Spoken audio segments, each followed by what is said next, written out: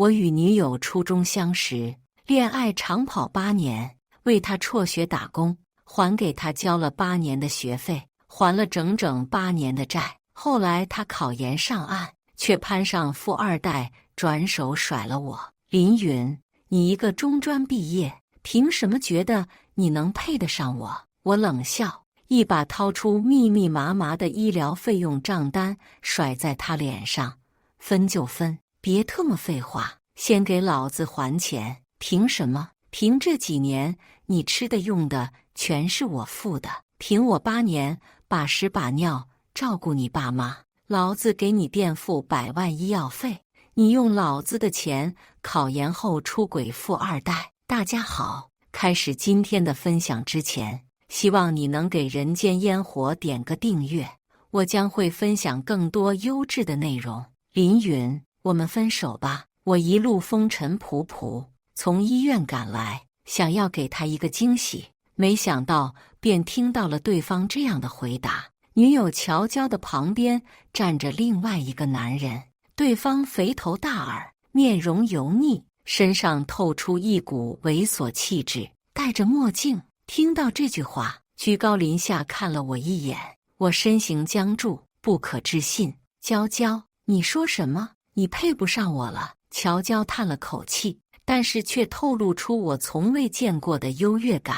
现在的我跟以前不一样了，我已经读研究生了。本来这件事我是打算后面再告诉你的，但是没想到你这么快就知道了。对方的话在我脑海中炸开来，你不就是一个中专毕业生，凭什么觉得你能配得上我？我懵了。来之前，兄弟刘耀曾经偷偷告诉我，兄弟啊，你还不知道吧？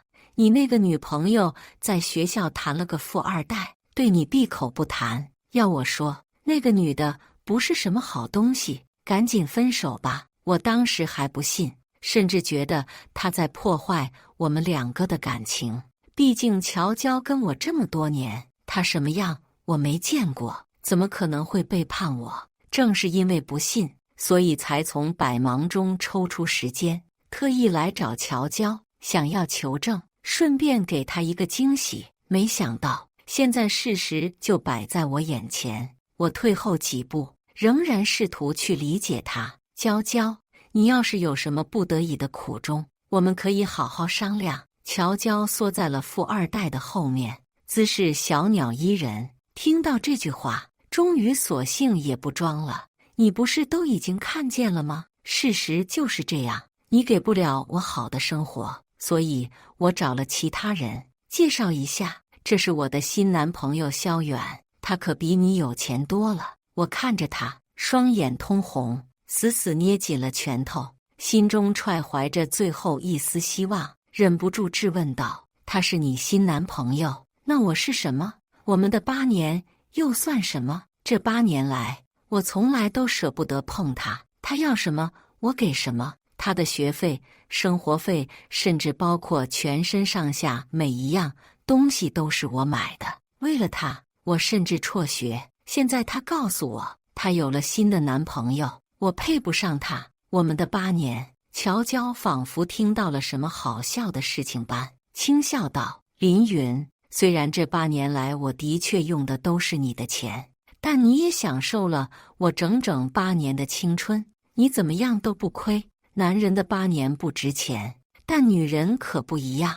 我被他无耻的话震惊到，心情猛然落到谷底，有些不可思议，只觉得眼前的乔娇愈发陌生，而他则是挽着自己新男友的手，又慢悠悠开口：而且你不是很喜欢我吗？喜欢一个人最好的方式就是放手。他冷冷道：林云，别再纠缠我了。而他说完，身旁的萧远也忍不住嗤笑出声。一个没钱没势的穷小子，就算能找到漂亮的女人，也守不住啊。从今天开始，娇娇就是我的人了，你以后别再来了，否则别怪我不客气。而后2个人便懒得看我，想要转身离去。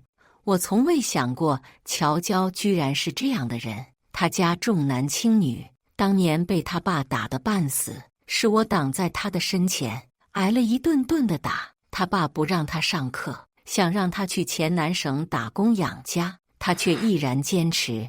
最后是我允诺他爸，每个月给他家里打钱，只要让他上学。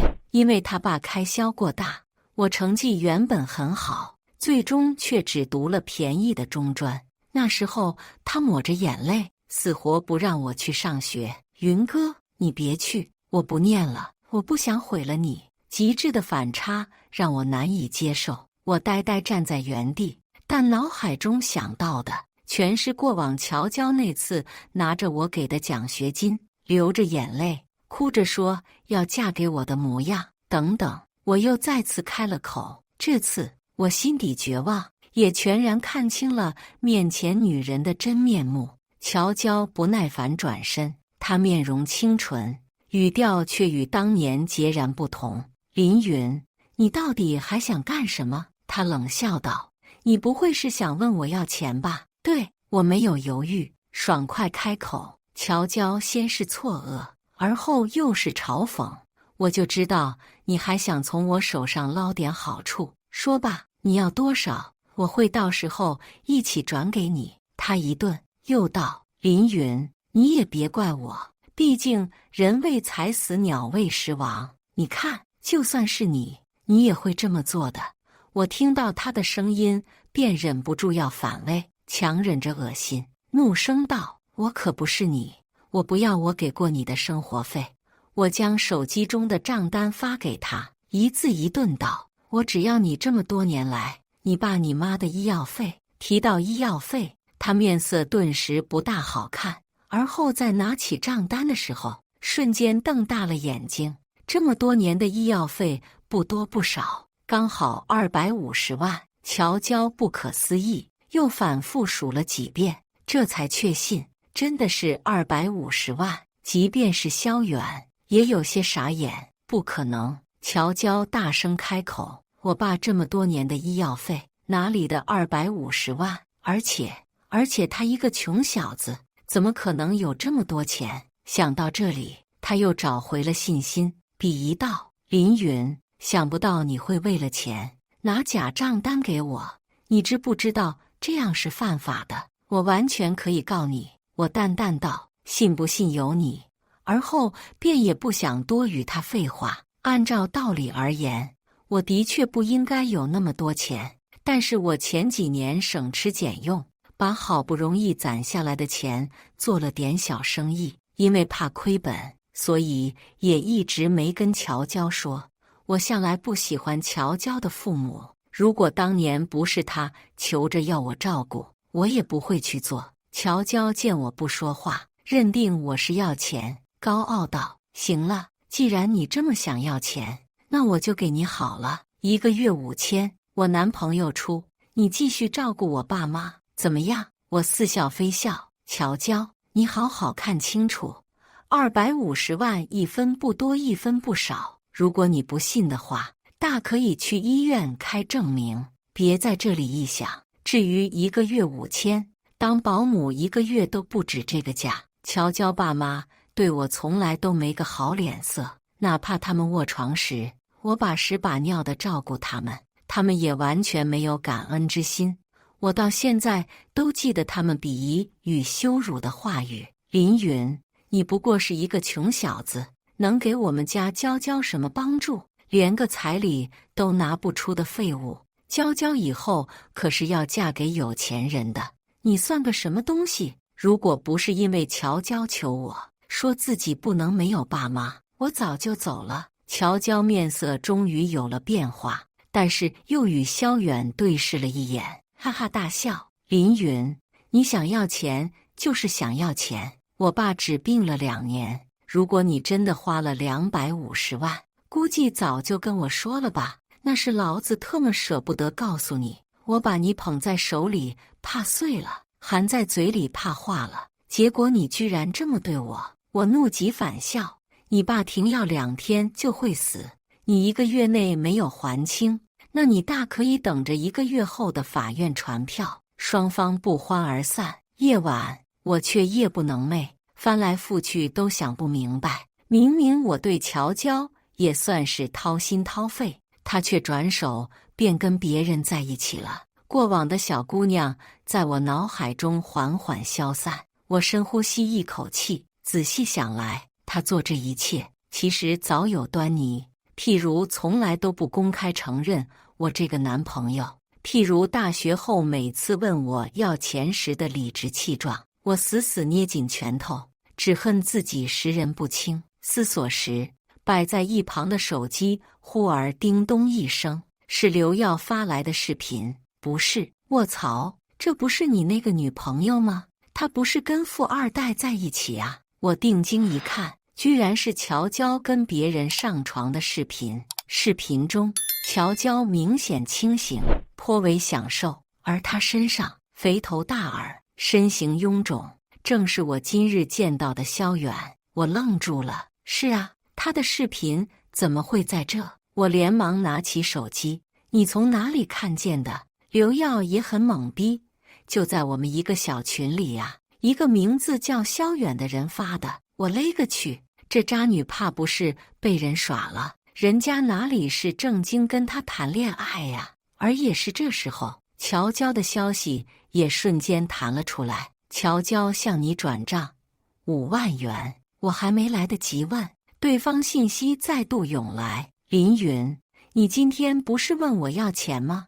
还编出250万骗我，这5万是我给你这些年的报酬。你骗我的事情，我不会报警，但你记住，以后我们两清。我看着他的话，又看了看视频，突然便笑了。两清，这些年我光是转账就不止给他5万，工作数年，所有的钱几乎都给他了，这怎么可能两清？乔娇果然没听我的话，依然跟那个所谓的富二代打得火热。最近这些天我并没闲着，之前生意认识了不少人，所以也通过自己的人脉查出萧远家庭相当复杂，爸妈离婚，是周边有名的混混。而某次在路过学校的时候，无意间遇见女友，所以起了冒充富二代泡他的心思。他的车是借的，钱是贷款的。刘耀把信息发给我时，忍不住骂道：这两个人可真是畜生啊，见人配狗，天长地久。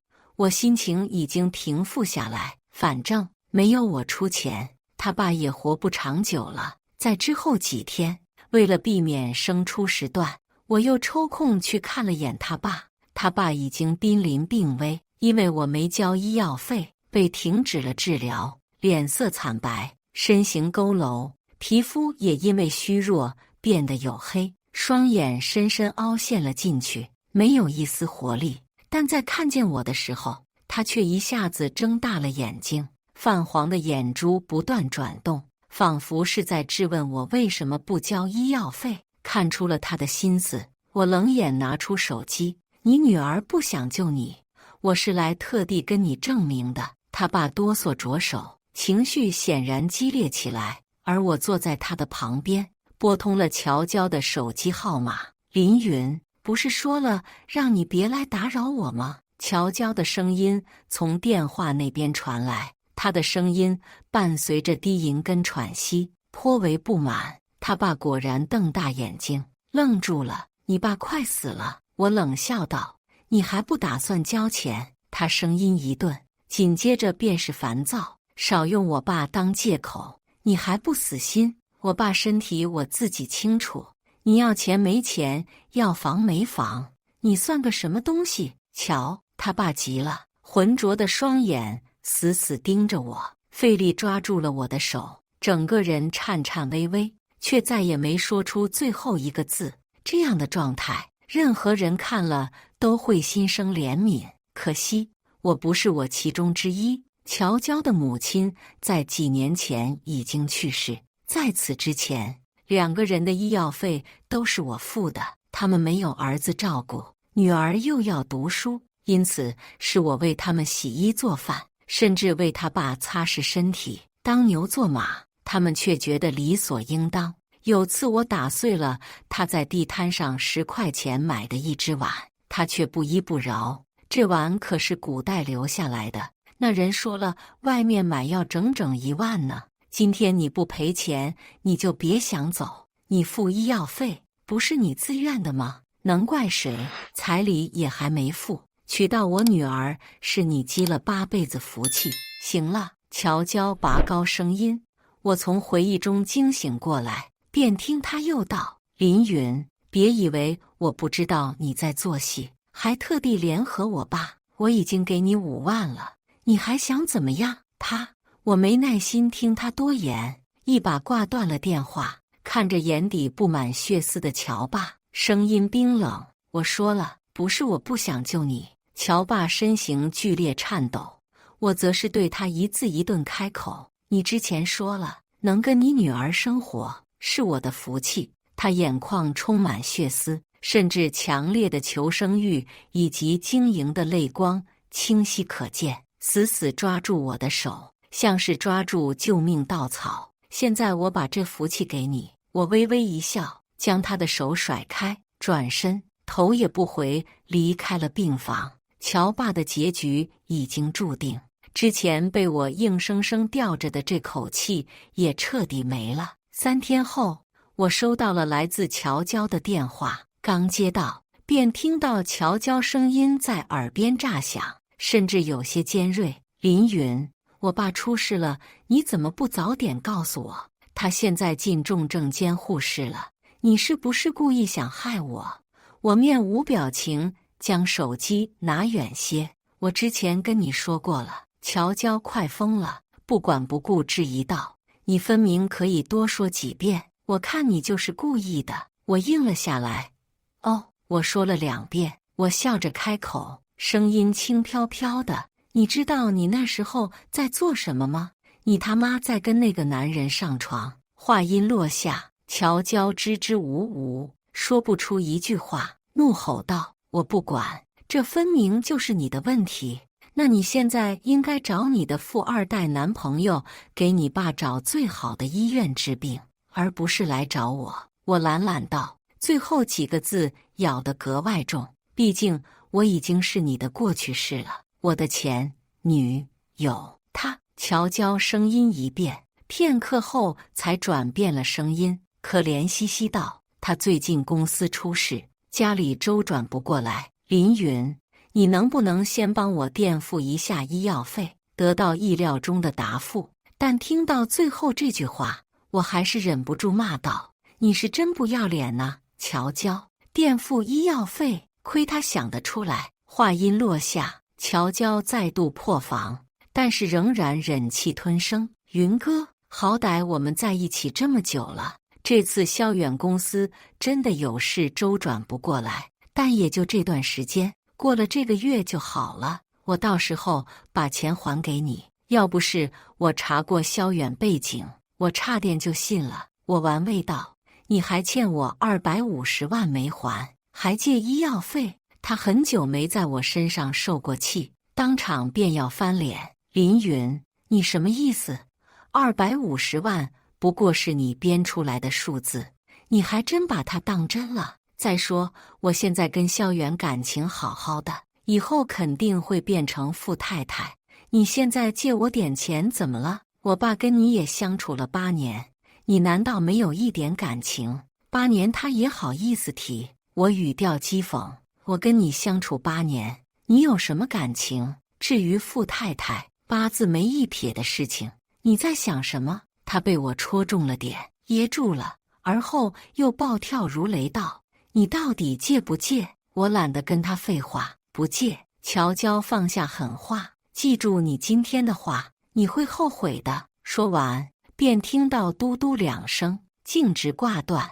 我一时不知道到底是乔娇太蠢，还是萧远伪装太高明。直到现在，他也没从萧远身上捞到钱，却还一心做着富太太的美梦。反观我，以前给乔娇端茶倒水洗碗洗脚，样样都做，单单从吃食方面，便至少给他花了几十万。我跟别的女孩说了一句话，他就用分手威胁我，让我把从黑心工厂赚来的几万块全给他。彼时我对他几乎是无底线的纵容，可他却丝毫不懂珍惜。后面几天，我一直忙于生意，所以就连乔娇他爸去世的事情，我也没来得及知晓。一段时间没看手机，再看时，乔娇已经打了几十个电话给我，紧接着便是短信轰炸，前面是要我借钱，后面是乞求，最后变成了怒骂。他发的最后一条消息，语气癫狂：林云，你就是故意不接我电话的，对吧？完全看不出来，你居然这么狠心。我爸死了，你就满意了？他到底做错了什么？这是你逼我的。我笑了，也猜到了他那边发生了什么，而后直接把他拉黑。我对乔娇的家庭并不感兴趣，但是我同样好奇他想干什么。当天下午，好兄弟刘耀便匆匆跑过来找我：林云，大事不好了！我刚忙完手中的事情，闻言看向了他。刘耀将手机递到了我面前，喘着气道：你看，我刚刚在网上看到了这个。我仔细看去，紧接着便愣住了。这是一个短视频，但其中的主人公却是乔娇，她楚楚可人，眼眶微红，正开着直播。林云，我知道你恨我，可是你为什么要不管我爸的死活？我心底一沉，果然，接下来的话更为夸张。乔娇在网络上公然指责我，说我与他相爱8年，在骗了他5万块后，却又选择出轨抛弃。恰巧他爸重病，苦苦哀求我借些钱给他，我非但不管不顾，反而选择拉黑，字字泣血，句句戳心。评论区几乎一边倒，全都是骂我渣男、恶心，而我却清晰见到他眼底的得意。乔娇低声啜泣道：都是我不好，大家还是别找他麻烦了。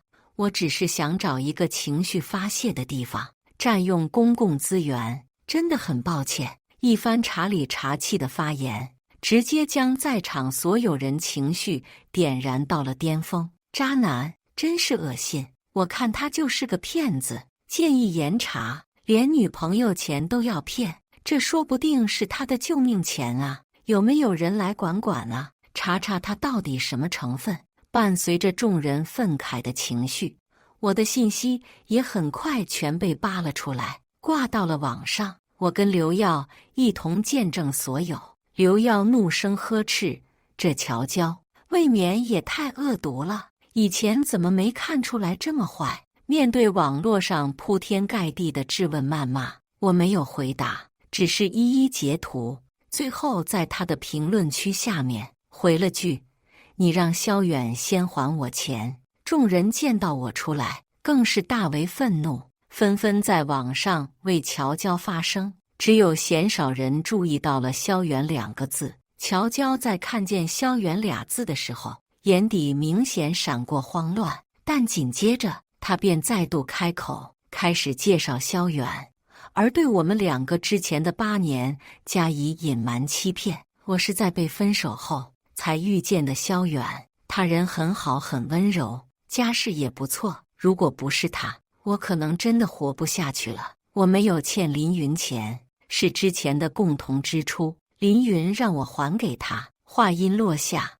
众网友当然冲锋陷阵。乔娇边说，还边发出之前早就准备好的聊天记录。我略微扫了眼，发现全部都是断章取义，要么 P 图。乔娇眼看着这是博取流量的好机会，立马便发了他跟萧远的照片。神仙眷侣，他人真好，一定要99等评论充斥着评论区。我却冷笑，乔娇在这个时候发布这些的原因，是想坐实自己未来富太太的地位吗？那真是可惜，注定会失望。乔娇的举动很快给他带来了泼天流量，但是还没等他接住的时候，网络上却突然传出了质疑的声音。而也是这时候，乔娇先前就被流放出来的小视频突然爆火。林云，是不是你？乔娇红着眼找上我，高高扬手，手指便要打向我。我一把抓住，你在说什么？乔娇死死咬牙，恨不得将我撕碎。是你把我的视频到处传的，对吧？你就这么恨我，想毁了我？这些天，乔娇过得并不好，因为本身的爆火，也带动了她所有的负面时间长，包括她之前编造的所有。她越想，脸色便愈发难看，因此看向我的目光更是怨恨。我问道：“你为什么会觉得是我传播的？你还想狡辩？”她大怒，手腕却被我死死禁锢住，动弹不得。你是蠢还是瞎？我毫不客气，劈头盖脸道：“是我爬上你的，给你拍的视频，还是我能变成萧远给你拍视频？不可能会是他。”乔娇立马反驳：“肯定是你，是不是你在他身上装了微型摄像头？你真是让我觉得恶。”啪！我忍无可忍，抬手便狠狠扇了他一个巴掌。清脆的巴掌声震得我的手微微发麻。在他难以置信的目光下，我声音冰凉：“你要脑子有病，就给我去治脑子，顺便之前250万的日子也快到了，闲得慌就赶紧滚去找你那个萧二代还我钱。”你……乔娇还未曾开口，紧接着我的声音更寒：“还有，你在网络上那些话最好删除，我已经保存好了所有的证据。如果你想我告你造谣，就继续发。”乔娇被我的态度吓到，脸色有一瞬的煞白。她匆忙看了我几眼，最终还是落荒而逃。但是我没想到的是，乔娇居然主动报了警，甚至还在直播中说明了。评论区所有人都在支持她。我相信乔娇，她才是受害者。之前林云如果真是无辜的，估计早就出来了吧。但真相出来，却让人大跌眼镜。原因无他，调查结果发现，视频的确是萧远传播的，或者说萧远是传播源头。而在乔娇爆火后，他觉得有流量，更是将他的视频卖给了其他网站，从中获利，这才导致乔娇视频广为流传。乔娇这才恍然得知，萧远不是富二代，他只是一个街头混混，因为看上了乔娇，这才伪装成富二代。所有人都震惊了，包括了乔娇。他一夜陷入了风波，从原本的受害者变成了身份存疑。而在细问之下，我再次在网络上发布了完整的聊天记录，包括每一笔开销，甚至后面的医疗账单。配文只有简单3个字：已报警。但乔娇俨然不敢相信，因为不信，所以他反复在网络上发表更多的话语，妄想煽动其他人。但此刻评论区的风向却已经与之前大不相同。卧槽，这到底咋回事啊？这乔娇花了人250万，那5万还是他主动施舍给人家的。这个萧远富二代也是假的。这乔娇什么鬼？再度见到乔娇时，是与警察一起，萧远被抓，而他明显慌乱。怎么可能？萧远，你不是富二代吗？你说句话呀！还有，我们的视频真的是你流出去的吗？那250万居然也是真的。他的声音带着前所未有的惊恐，有些颤抖，死死抓住了萧远的手。萧远始终低着头，不肯多说一个字。而乔娇僵住了，他仿佛意识到什么，又转而盯着我：“云哥，云哥，我错了，我错了，你原谅我好不好？”乔娇这次仿佛真的意识到错了，她眼泪哗啦啦流下，看向我的眼神楚楚可怜。我被鬼迷了心窍，都是我的错，求你原谅我。我盯着他，而后缓慢甩开了他的手指。乔娇傻眼了，他还想抓着我的手，但很快便被警察拉开。做完笔录后，乔娇被判了2年，虽然是拘留，但他的事情却很快传开了。后面整个学校都知晓了他的存在，因为风评影响不好，他被开除处理。而我也选择再度忙起了自己的事业。因为之前早已有了经验，所以也算是风生水起。但是我没想到，他出来第一件事情便是来找我。乔娇站在门口，明显不安踱步，而我见到他的第一眼便要抬步离开。他见到我，先是惊喜：“云哥！”我停了脚步。乔娇以为还有希望，再度快速上前，小心翼翼道：“云哥，我现在已经走投无路，我知道错了，半年前那件事情都是我的错。云哥，好歹我们在一起8年，你能不能再给我一次机会？”他说着，不知不觉眼泪已经开始打转，似乎是想到了过往之事，真心忏悔。我冷淡看着他，又要离开。乔娇有些急了，抓着我的手：“云哥，你别不搭理我，我现在只有你了，而且之前都是那个萧远，如果不是他破坏我们的感情，我们也不可能会变成这样。而且那时候我不知道你，不知道我什么。”我突然开口：“不知道我其实真的付了250万，不知道我已经自己开了公司。”乔娇哑然。我嘲讽：“乔娇，我周边人都知道，你为什么不知道？你心底应该清楚。”因为乔娇从来都没有关心过我。我跟她说工作事情时，她总会不耐烦对待我；我跟她说她爸住院时，她总轻描淡写一笔带过。8年来我给你花的不算少，也没有对不起你，反倒是你。我冷眼看着她，我们之间没有什么好说的，至于我的钱，尽快还给我。说完，我清晰看见乔娇的脸扭曲了瞬。之后的许多天，乔娇仿佛不知疲倦，反复在各个地方来堵我：“云哥，我真的没有退路了，你能不能再给我一次机会？”他咬牙道：“实在不行，云哥，你能不能给我一个工作机会？”乔娇说着，面色更加苍白，几乎摇摇欲坠。我刚出来，原本的研究生学历也没了，现在我什么都没了。云哥，你再给我最后一次机会，我一定会好好表现的。我凭什么？他一愣，失声道：“云哥，工作的机会你都不给我吗？”我没有回答，只是看着他。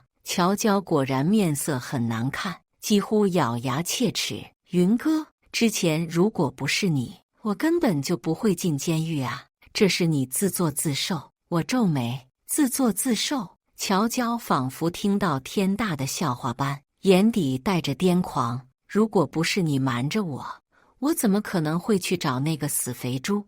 我不问你，你不会主动跟我说吗？还8年的感情，我们走到这一步，真的是因为我对你8年的感情不够深吗？”他见我不说话，而后又笑了，笑得意味深长：“你放心，你那250万我会给你的。不过至于在哪……”乔娇没有说话，只是深深看了我一眼，我却敏锐察觉到不对劲。果不其然，下一秒他便径直扑了上来，而手中正是一把水果刀，尖锐的疼痛扑面而来，猩红的血液让我瞬间屏住呼吸。我略微有些错愕，而乔娇的面容却愈发癫狂：“对不起了，林云，我本来没打算杀你的，但是没想到你非要断我的后路。”他手中的水果刀极度用力，而我则是趁此机会一把抓住了刀柄，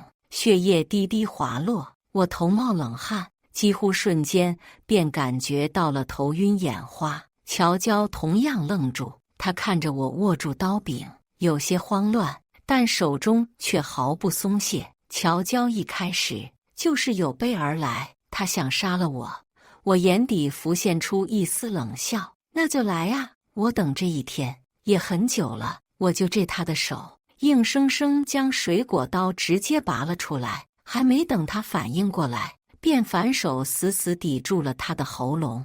乔娇似乎没想到局势反转会这么快，当下身形都僵住了。他恶狠狠道：“林云，你最好有种杀了我，只要我活着，你就别想好过。我手中拿着刀，只要再刺进去1分，就可以顺理成章解决掉他。我不会杀了你的。我吐出一股浊气，毕竟杀了乔娇，得不偿失，我自己也得坐牢。当务之急自然是报警。我单手禁锢着乔娇，直接报了警。报警之后，警察才赶来，乔娇再次被带走。但是这次与上次不同，他眼底的恨意几乎溢出，死死盯着我，恨不得将我千刀万剐。林云，你会遭到报应的。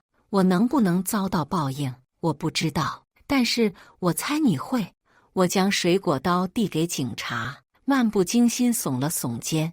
我从他上次进去开始，便有想过他出来会怎么样。最后得知的结果是一穷二白，他会想杀了我。因而我在这些天里从未松懈过锻炼以及技巧性学习，眼下一看，居然还真用到了。乔娇临走前仍然怒吼，声音刺耳，几乎穿透耳膜。如果不是你，我根本就不会落到今天这个田地，都怪你，都是你。现在好了，我爸死了，我妈死了，家里人全死光了，你满意了吧？你总有一天会遭到报应的。林云，你等着。一声又一声，我听着他的话，忽而有些怀疑起自己的品味来。到底为什么？我为什么会喜欢他？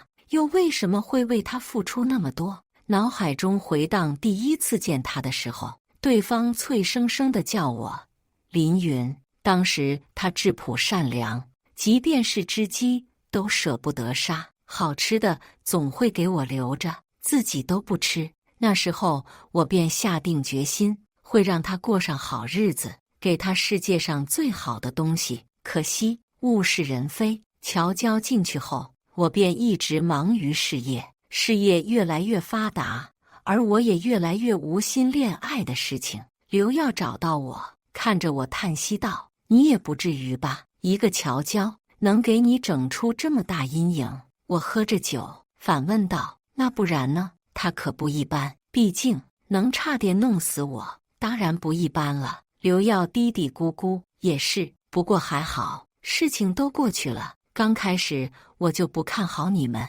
但现在你们变成这样，也挺让人唏嘘的。不过，你真的不打算谈了吗？一个人多孤单啊。”我道：“一切随缘吧。而且刚开始的时候，其实我们挺好的。这些天，我总会回想起刚开始跟乔娇学生时代时的故事。对方眉眼带笑，喊着我的名字。此刻这里是市中心，热闹非凡。不知不觉间，我便喝醉了。刘耀有事提前离开，我独自一人坐在长椅上面，摇摇晃晃，想要站起来，却又险些摔倒在地。不知过了多久，直到耳边传来了一道清脆的女声：“你好，需要帮忙吗？”我迷糊睁眼，对方身着白裙，面容清纯，透出几分温和。他似乎犹豫了一下，又再度试探性问道：“我看你好像站不起来，太晚了，外面也不安全，我可以帮你打个车送你回家。”可能是因为醉酒，我也有些恍惚，本来应该拒绝，可是到嘴边却又变成了好。对方显然也有些开心，他轻声道：“那加个联系方式。”以上就是今天分享的故事。大家有什么想说的、想吐槽的，欢迎在下方评论交流，也更希望能给人间烟火点个订阅，我将会分享更多优质的故事内容。